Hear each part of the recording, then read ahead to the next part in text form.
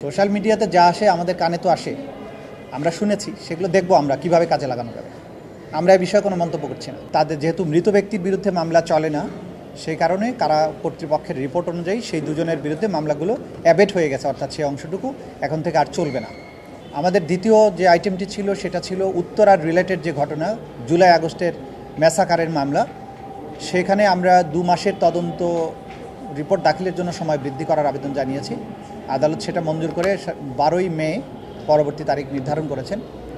ওই একই মামলায় দুজন আসামি এডিসি ইকবাল এবং ওসি মুজিবুর রহমান, উত্তরা পূর্ব থানার সাবেক ওসি, এই দুজনকে জিজ্ঞাসাবাদের জন্য আমাদের তদন্ত সংস্থার কাছে 1 দিনের জন্য হস্তান্তরের জন্য যে আবেদন ছিল সেটিও আদালত মঞ্জুর করেছেন।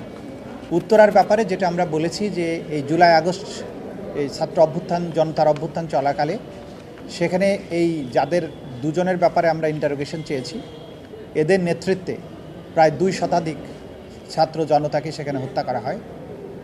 সে কারণে তাদের কাছ থেকে ডিটেইল তথ্য উদ্ঘাটনের জন্য তাদেরকে আমরা জিজ্ঞাসাবাদ করার জন্য অনুমতি দিয়েছি। আদালত তাদেরকে অনুমতি দিয়েছেন।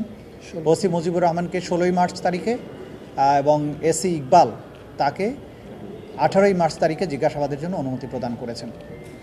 আর তৃতীয় আরেকটি বিষয় ছিল, সেটা হচ্ছে যে আরেকটা নতুন গ্রেপ্তারি পরোয়ানার ব্যাপারে। আমরা যেহেতু এই গ্রেপ্তারি পরোয়ানা 3 জনের বিরুদ্ধে গ্রেপ্তারি পরোয়ানা জারি হয়েছে, তারা যাতে না পালিয়ে যেতে পারে, তাদেরকে যাতে গ্রেপ্তার করা সম্ভব হয়, সে কারণে আমরা তাদের নাম ঠিকানা বা কোনো কিছুই আদালতেও প্রকাশ্যে এগুলো পড়িনি এবং আপনাদেরকেও আমরা বলতে পারছি না।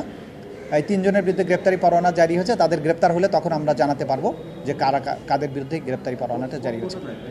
এইটা রামপুরা এলাকার ঘটনা। সোশ্যাল মিডিয়াতে যা আসে আমাদের কানে তো আসে, আমরা শুনেছি, সেগুলো দেখব আমরা কিভাবে কাজে লাগানো যাবে। আমরা এই বিষয়ে কোনো মন্তব্য করছি না।